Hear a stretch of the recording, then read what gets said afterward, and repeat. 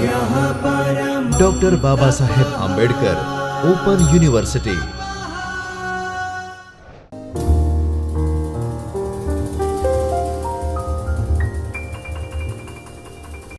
स्वाध्यायः परमं तपः।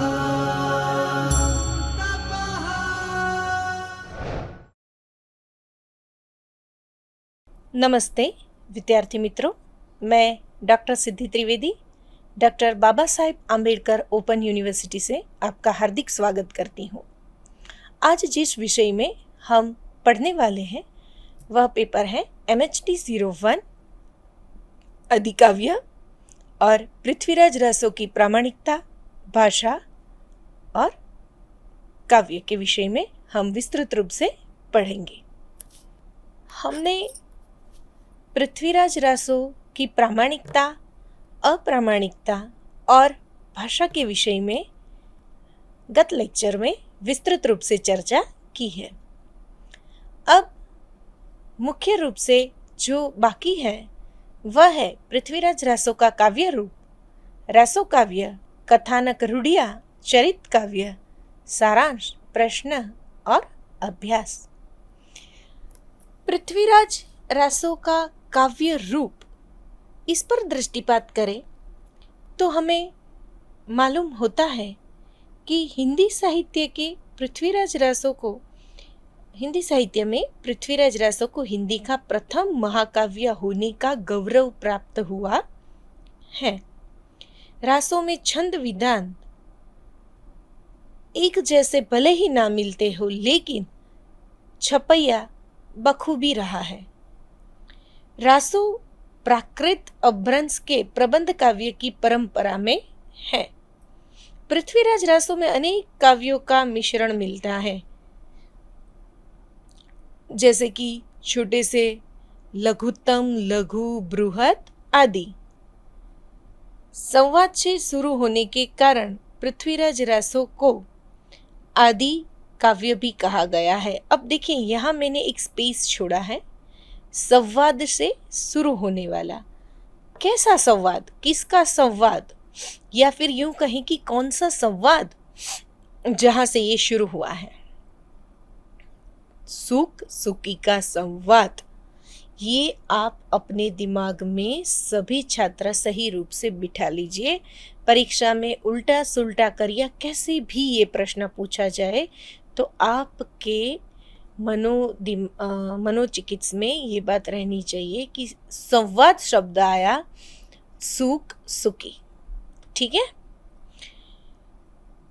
रासो काव्य, तो पृथ्वीराज रासो काव्य के रूप में विख्यात रहा है। विख्यात यानी कि सर्वश्रेष्ठ रहा है। रासो शब्द किसे कहते हैं, तो क्या लिखेंगे? रासो शब्द रास, रासऊ, रासा आदि इनके समानार्थी शब्द है और रासो शब्द का अर्थ है नृत्य, गाना, छंद, बजाना आदि सारी नृत्य की कलाओं से जुड़ा रासो शब्द है। अब रासो काव्य के अंतर्गत दृष्टिपात करें तो हिंदी साहित्य में पृथ्वीराज रासो मुख्य रूप से पाया जाता है। हालांकि संस्कृत में काफ़ी रासो काव्य मिलते हैं, लेकिन हिंदी साहित्य में यह अव्वल नंबर का काव्य रहा है। एक अर्थ ये भी है कि जो वन नृत्य है इसे भी रासों के साथ जोड़ा गया है। रास का मूलतः अर्थ यही है कि हर्षोल्लाद यानी कि नृत्य और गान और खुशियां मनाना, इसे रासों के नाम से जोड़ा गया है। अपभ्रंश के महान कवि स्वयंभू ने रास छंद का लक्षण दिया हुआ है। अपभ्रंश में नेमिनाथ रासो,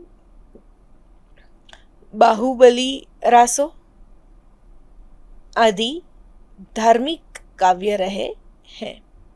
देखिए, रासो यानी कि वीरता मूलक ही रहा है ऐसा नहीं है। इसमें धार्मिकता भी पाई गई है, वीर मुल्लक रस भी है, श्रृंगार रस भी पाया जाता है। तो ये सब रासों की बहुत सारी खूबियाँ है। दूसरा ये कि रासो काव्य हिंदी के अलावा प्राकृत में, संस्कृत में, अपभ्रंश में भी पाया जाता है। द्विवेदी जी ने संदेश रासक और पृथ्वीराज रासों को समानता मूलक गिना है। अब आते हैं मूल कथानक और रूढ़ियों की चर्चा पर। पृथ्वीराज रासो काव्य परंपरा का सर्वाधिक विख्यात काव्य है। पृथ्वीराज रासों में मध्यकालीन प्रबंध काव्यों में कथानक रूढ़ियों का उपयोग किया गया है। ऐसे घटना प्रसंग एक प्रकार से निम्नलिखित हैं। कौन से? जो पृथ्वीराज रासों की कथानक रूढ़ियों से आधारित है।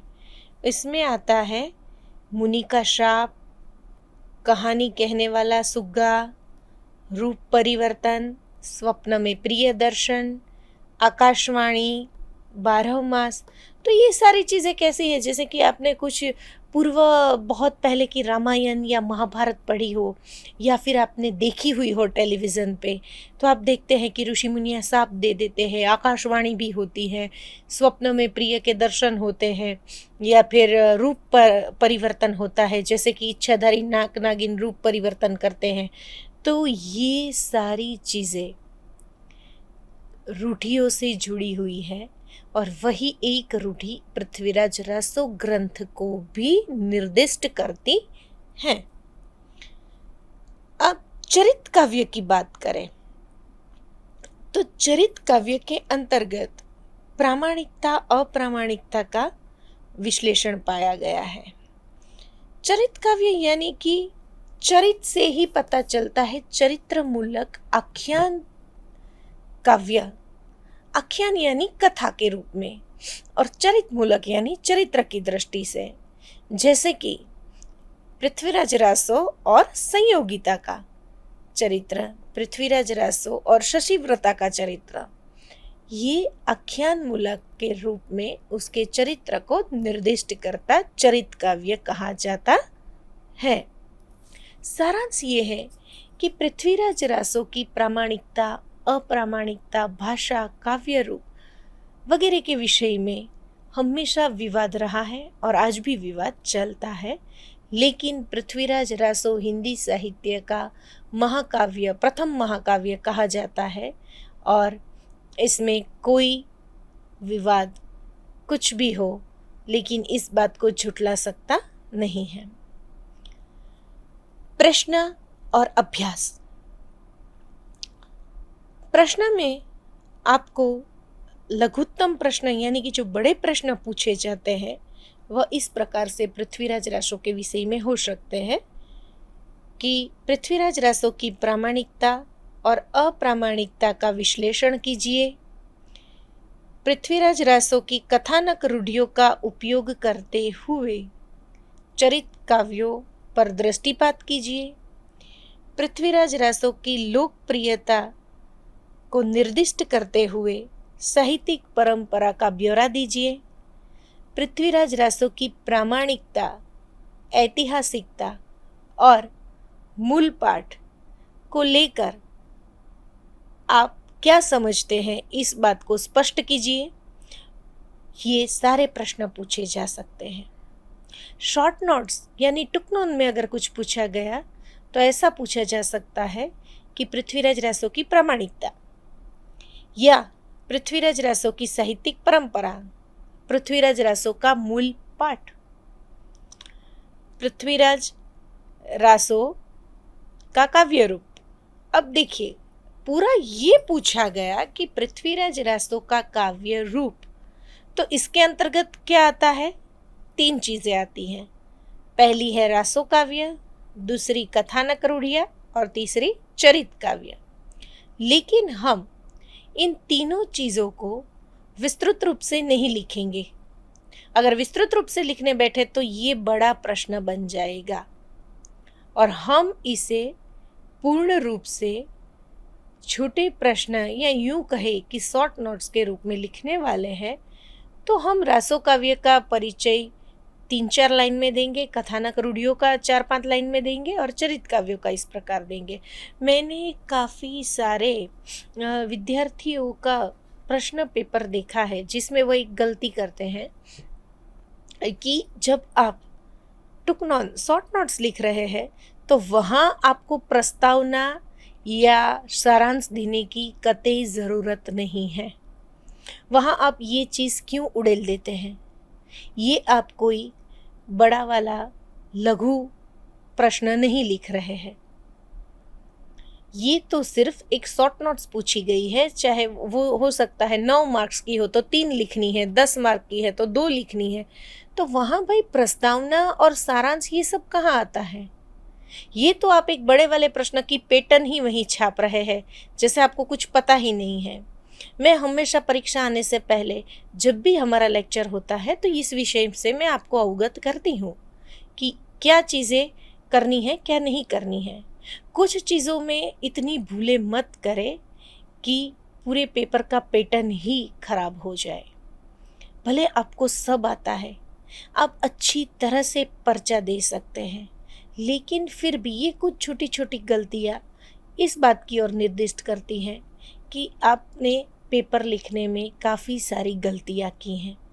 सिर्फ पेपर में जवाब ही सही रूप से हो यही नहीं होता, जवाब के साथ पैटर्न भी बहुत व्यवस्थित रूप से लिखनी पड़ती है। जैसे कि अगर आपको एक प्रश्न पूछा जाता है बड़ा वाला, पृथ्वीराज रासो की प्रामाणिकता और अप्रामाणिकता का विश्लेषण करते हुए मूल पाठ की प्रवृत्तियों को उद्घाटित कीजिए, तब यहाँ बेशक प्रस्तावना आएगी। प्रस्तावना के बाद आपको उसकी प्रामाणिकता के अंतर्गत जो आता है ऐतिहासिकता, रचनाकार, रचना काल, सारी चीज़ें लिखनी है। फिर मूल पाठ उन्होंने अलग से दिया है तो उस पर हमें अलग से पूरा दृष्टिपात करके देखना पड़ेगा, अच्छे से उसका जवाब देना पड़ेगा और फिर सारांश लिखेंगे और तब जाके वह प्रश्न पूर्ण होता है। लेकिन जब आपको एक शॉर्ट नोट्स पूछी जाती हैं तब आप वहाँ ना उद्देश्य लिखना ज़रूरी है, ना प्रस्तावना लिखनी ज़रूरी है, ना सारांश। आपको पूछा गया है पृथ्वीराज रासो की भाषा, तो सीधा टाइटल लगाइए पृथ्वीराज रासो की भाषा और उस जवाब और पैराग्राफ करके आप वो प्रश्न का पूर्ण रूप से उत्तर दीजिए। चाहे आपने 2 पैराग्राफ किए हैं तब भी सही है, लेकिन वहाँ कहीं लास्ट में सारांश लिखना ज़रूरी नहीं है। पृथ्वीराज रासो अपने आप में एक बेजोड़ ग्रंथ रहा है। हालांकि इस ग्रंथ के ऊपर काफ़ी सारे विवाद उठे हैं, लेकिन श्याम सुंदर दास ऐसे व्यक्ति रहे हैं जिन्होंने इस ग्रंथ को लेकर अपनी पैनी दृष्टि से इसे बिल्कुल सही मूलक रूप में घोषित किया है। अगर कोई चीज़ विद्यार्थी मित्रों बहुत ज़्यादा पुरानी है, सालों सदियों पुरानी है, तो स्वाभाविक है वह हमें उसी रूप में ही प्राप्त हो, यह सहज बात नहीं है। कुछ टूट फूट सा भी गया हो, कुछ निकल गया हो, कुछ जुड़ गया हो, तो ये सारी चीज़ें पुरानी सदियों मूलक ग्रंथों में तो रहेगी। लेकिन क्या ऐसे ग्रंथों को अप्रामाणिक कहना सही है?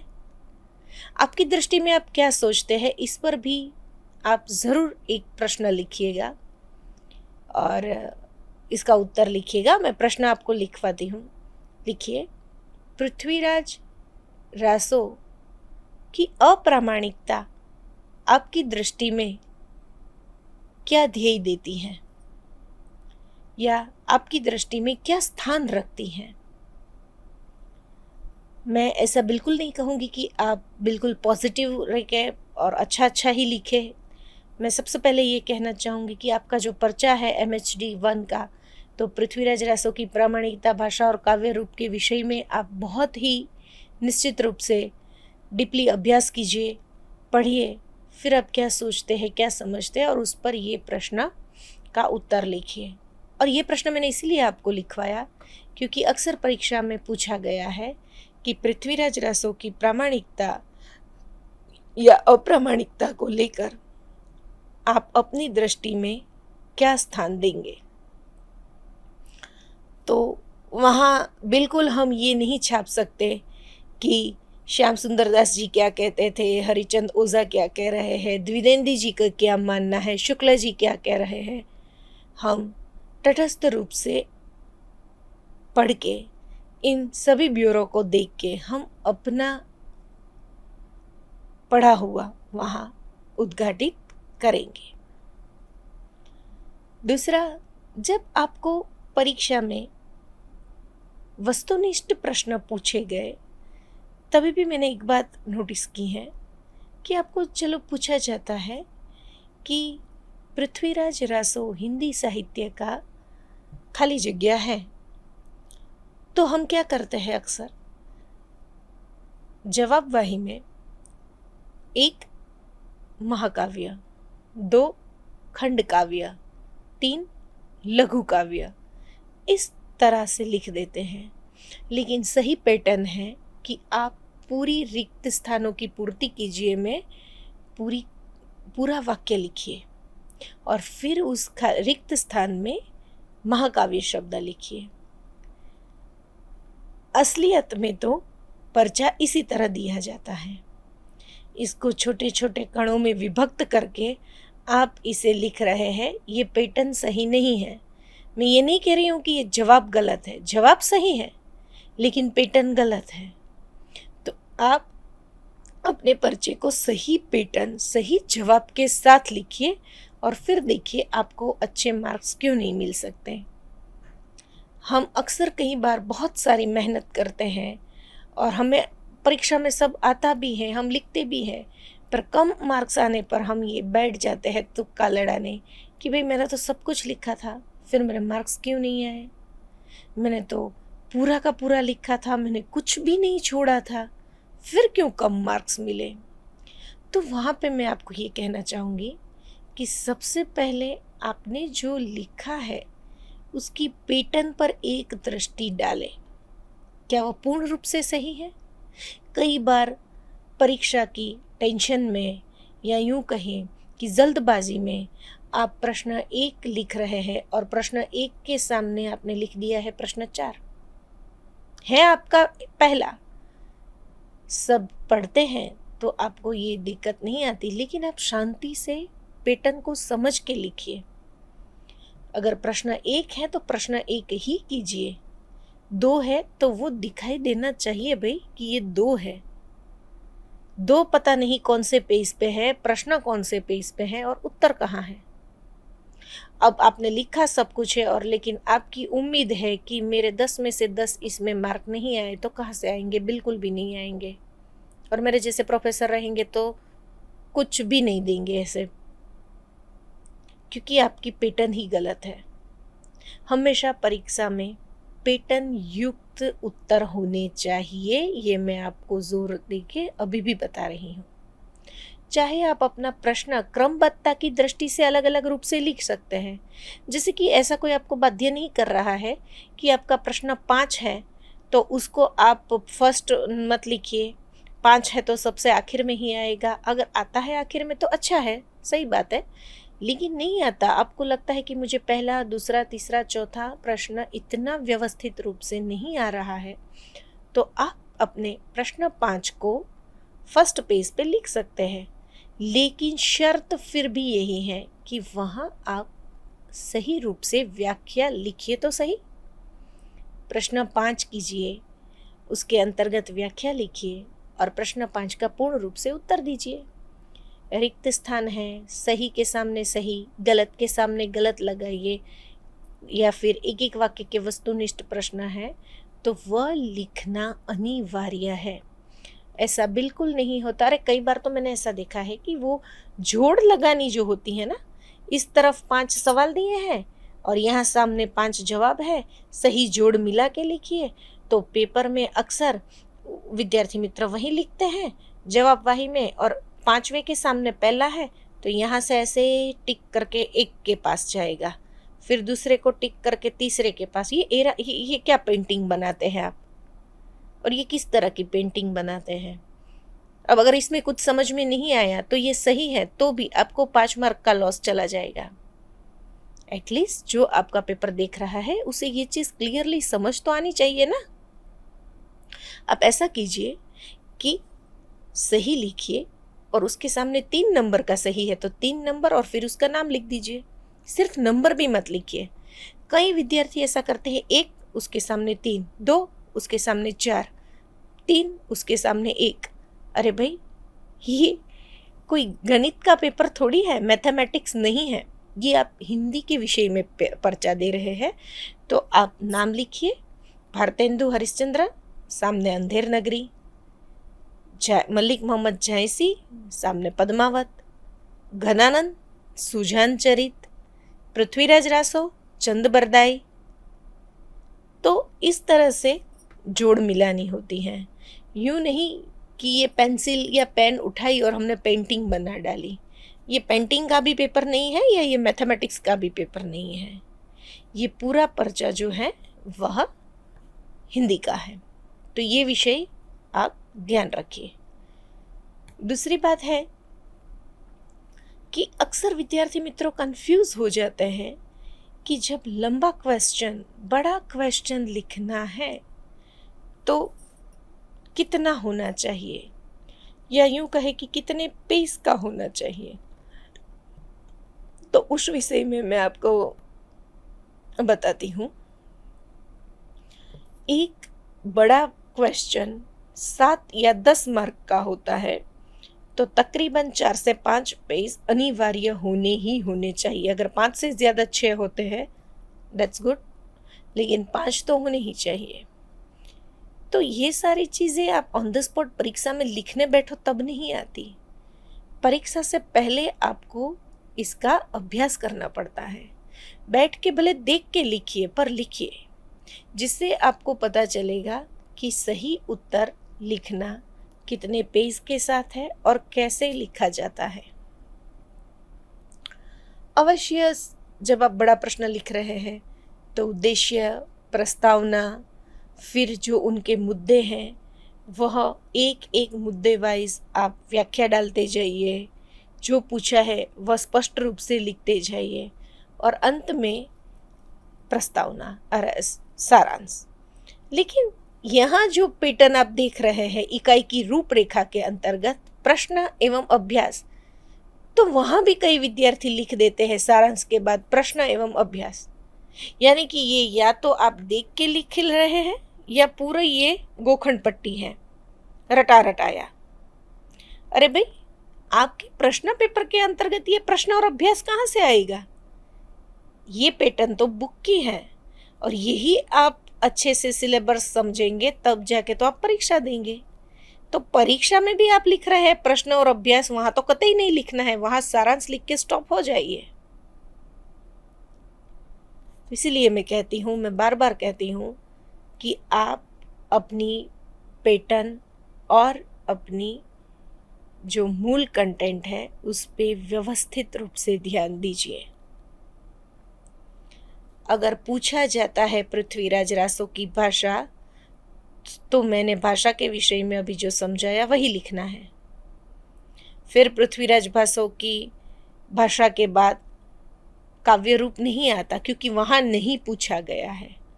और अगर काव्य रूप पूछा है तो आप रासो काव्य, कथानक, रूढ़िया और चरित काव्य लिखिए। अब ये कैसे माध्यम से पूछा है ये जानिए। जैसे कि पृथ्वीराज रासो का काव्य रूप पर विस्तृत रूप से चर्चा कीजिए, तो ये बड़ा वाला प्रश्न हुआ। तो यहाँ आप प्रस्तावना भी टिकाएंगे, फिर रासो काव्य पर भी आप बहुत सारा जो समझे है वो लिखेंगे, कथानक रूढ़ियों पे भी लिख सकते हैं, चरित काव्य पे लिखेंगे और बाद में सारांश। लेकिन अगर यही चीज़, यही पैटर्न मैंने आपको भी समझाई कि शॉर्ट नोट्स में पूछी गई है, तो काव्य रूप लिख के 2-3 लाइन लिखिए, फिर रसो काव्य में 3-4 लाइन, कथानक में और चरित काव्य में, डेट्स फिनिश। फिर उसमें पीछे कहीं हमें सारांश लिखने जाना नहीं है। तो इस बात का व्यवस्थित रूप से ध्यान दीजिए। कोई भी प्रश्न पूछा गया हो, विद्यार्थी का कर्तव्य है कि पहले प्रश्न पेपर हाथ में आए, 1 से लेकर अंत तक शांति से पढ़िए। घबराइए नहीं, मुझे ये नहीं आ रहा है, वो नहीं आ रहा है। कई बार ऐसा होता है प्रश्न में भी कुछ एक जवाब छिपे हुए हैं। जैसे कि प्रश्न ये पूछा गया है कि पृथ्वीराज रासो ग्रंथ की प्रामाणिकता पर दृष्टिपात करते हुए उनके मित्र चंद बरदाई का कृतित्व बताइए। और पीछे वस्तुनिष्ठ में लिखा गया है चंद बरदाई रचित महाकाव्य खाली जगह है। तो आपने अगर वो पढ़ा है तो आपको याद आ जाएगा कि वो तो पृथ्वीराज रासो है। तो प्रश्न में से ही जवाब मिल गया ना। तो कई बार ऐसा होता है कि प्रश्नों में से भी कुछ एक जवाब छिपे होते हैं, कुछ एक हमें आगे और बड़ा प्रश्न लिखने के वे भी वहाँ छिपे हुए होते हैं। तो इसलिए हमें शांति से पहले पढ़ना है। ऐसा नहीं कि आजू बाजू देखना है, पीछे देखना है, पूछना है तुम्हें आता है नहीं आता है, ये चीज़ें नहीं करनी है। आप अच्छे से पढ़ाई कीजिए, समझिए और लिखिए। और लिखने में भी कितने समय में कितने पेज कंप्लीट होने हैं, और इसलिए तो आपको प्रैक्टिस करनी पड़ती है। आप पेन लेके तुरंत एग्ज़ाम में बैठ जाते हैं और समझते हैं कि आज मैं बादशाह हूँ, मैं ये सब कुछ ख़त्म कर दूंगा और मुझे आता है। लेकिन फिर मैंने कहा ना कैसी हालत होती है कि भाई मैंने तो सब लिखा था, ये मार्क्स ही नहीं आए। तो ये चीज़ें हो सकती हैं। एक बात फिर से हम पृथ्वीराज रासो की प्रामाणिकता, भाषा और काव्य रूप पर दृष्टिपात कर लेते हैं, या यूं कहे रिवीजन कर लेते हैं फिर से। तो इकाई की रूपरेखा के अंतर्गत उद्देश्य, प्रस्तावना, पृथ्वीराज रासो की प्रामाणिकता, ऐतिहासिकता, रचनाकार और रचनाकाल, मूल पाठ, साहित्यिक परंपरा, पृथ्वीराज रासो की भाषा, पृथ्वीराज रासो का काव्य रूप, रासो काव्य, कथानक रूढ़िया, चरित काव्य, सारांश, प्रश्न एवं अभ्यास। तो ये सारी बातें हमने इकाई 1 के अंतर्गत पढ़ी कि किस तरह से पृथ्वीराज रासो जैसे महान और महाकाव्य को अप्रामाणिकता की कसौटी पर कसा गया, और कुछ एक विद्वानों ने उसे बचाने के लिए प्रामाणिक घोषित किया। ऐतिहासिकता की कसौटी पर तो कुछ विद्वान ऐसे थे जैसे आचार्य रामचंद्र शुक्ल जी, बुलर, ये लोग इसे बिल्कुल ऐतिहासिक ग्रंथ मानने को ही तैयार नहीं है। वो स्पष्ट रूप से अपने साहित्य में लिखते हैं कि पृथ्वीराज रासो काव्य ऐतिहासिक है ही नहीं। अब सोचिए, अगर वो इस ग्रंथ को ही ऐतिहासिक नहीं मानेंगे तो इसमें छिपे हुए उनके किस्से, उनकी भाषाएं, रूढ़ियाँ, चरित काव्य, उस पर तो वो कैसे विश्वास करेंगे। इसलिए काफ़ी सारी विद्वानों की दृष्टि पृथ्वीराज रासो को लेकर अविश्वास व्यक्त करती है, और ये एक हकीकत है, इससे हम मुंह नहीं मोड़ सकते। फिर है ऐतिहासिकता, यानी कि मैंने अभी जो बताया कि ऐतिहासिक है भी नहीं भी विवादास्पद, और ऐसे बहुत सारे रचनाकार हैं जिन्होंने इस रचना को पूर्ण रूप से नहीं स्वीकारा है। और हमने देखा कि रचनाकार और रचनाकाल अपनी अलग अलग समय की अवधि से इसे अलग अलग दृष्टियों से देखते हैं। कोई कहता है ये 16वीं सदी की देन है, तो कोई कहता है 17वीं सदी की देन है, कोई कहता है नहीं नहीं ये तो 14वीं सदी की देन है। तो अलग अलग दृष्टियाँ रही है। फिर आता है मूल पाठ। तो मूल पाठ को लेकर भी काफ़ी बातें हुई हैं और ऑफ कोर्स होगी, क्योंकि जब पूरा ग्रंथ ही अप्रामाणिक और प्रामाणिकता के बीच में झूल रहा है, तो मैंने कहा कि सारी घटनाएं पूर्ण रूप से विश्वास रूप नहीं पाई जाती। साहित्यिक परंपरा की दृष्टि से देखें तो साहित्यिक परंपरा में भाषा भी आएगी, काव्य का स्वरूप भी आता है, कथानक, रूढ़ियाँ, चरित काव्य, रासो काव्य आदि बातें आती हैं, जिसमें भाषा में मैंने आपको बताया कि षड भाषा मुख्य रूप से पाई जाती हैं। मैं पुनः रूप आपको बता दूं कि षड यानी एक नहीं अनेकानेक भाषा, जिसमें तुर्की, अरबी, फारसी, संस्कृत, प्राकृत, राजस्थानी, पाली आदि भाषाओं से मिश्रित भाषा को षड भाषा कहा जाता है। और जब पृथ्वीराज रासो महाकाव्य के अंतर्गत मुख्य रूप से पाई गई है। काव्य रूप चरित काव्य को भी घोषित करता है, रासो काव्य को भी घोषित करता है और रूढ़ियों को भी घोषित करता है। रासो काव्य यानी हर्षोल्लास मुक्त एक नृत्य काव्य, जहाँ आनंद ही आनंद है, नाच है, गान है और खुशियाँ हैं। यह श्रेणी रासो काव्य से जुड़ी हुई है।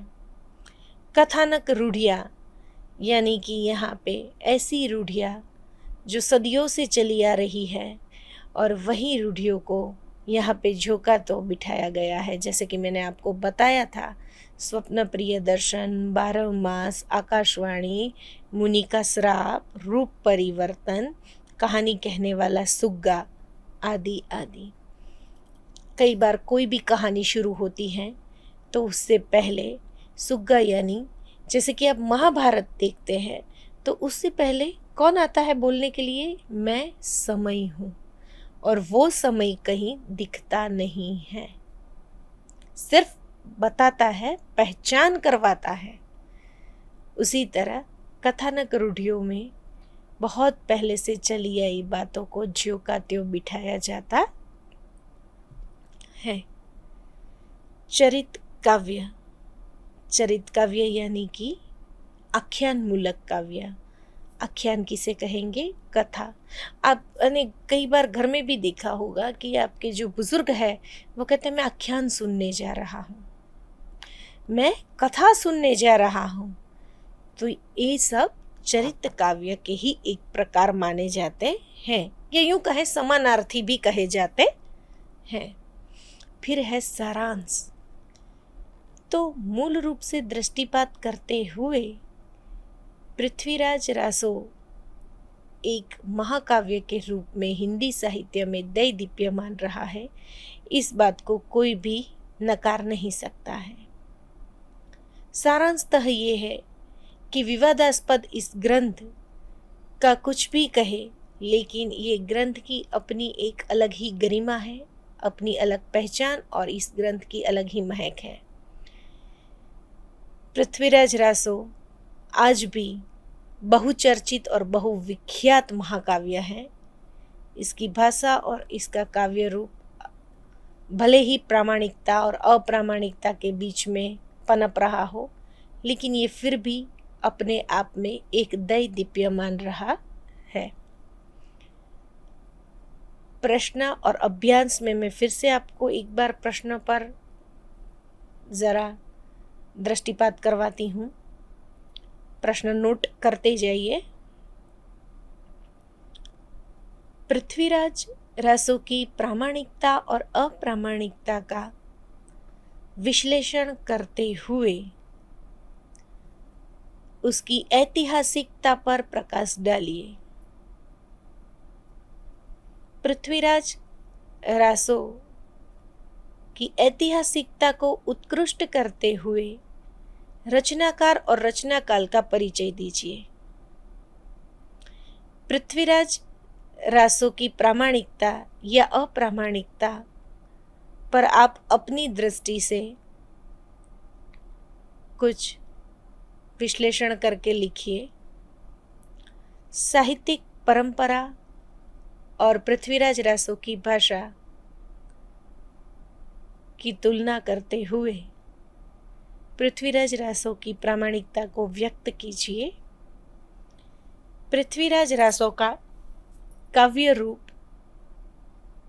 विस्तृत रूप से वर्णित कीजिए। साहित्यिक परंपरा और ऐतिहासिकता की और दृष्टि करते हुए पृथ्वीराज रासो की भाषा का विवरण दीजिए। ये बड़े प्रश्नों में आ जाएगा। और शॉर्ट नोट्स में देखें तो रासो काव्य, दूसरा कथानक रूढ़िया, तीसरा चरित काव्य, या यूं कहे पृथ्वीराज रासो की प्रामाणिकता एवं पृथ्वीराज रासो की अप्रामाणिकता, साहित्यिक परंपरा, पृथ्वीराज रासो की भाषा, ये आदि हो सकते हैं। तो विद्यार्थी मित्रों, मैं आशा करती हूँ कि हमने ये दोनों लेक्चरों में पृथ्वीराज रासो की प्रामाणिकता और अप्रामाणिकता पर जो विस्तृत रूप से चर्चा की है वह आप काफ़ी समझ पाए होंगे। मैं आपका धन्यवाद व्यक्त करती हूँ। स्वाध्यायः परमः